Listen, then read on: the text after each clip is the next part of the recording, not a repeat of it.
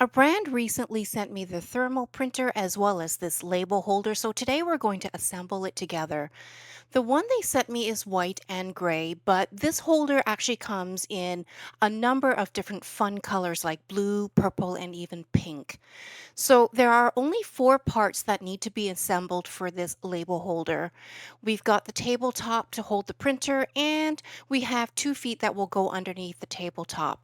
We also have this rod, which I presume will hold the roll of labels underneath the tabletop. And they even have a manual to guide you, but I think it's going to be pretty self-explanatory. At the bottom of the table, we've got a couple of brackets, one on each side, so I'll go ahead and take each foot and connect them to the brackets. And then the rod can slip through so it is suspended underneath. I think this looks pretty good, and there's lots of space underneath to store extra labels.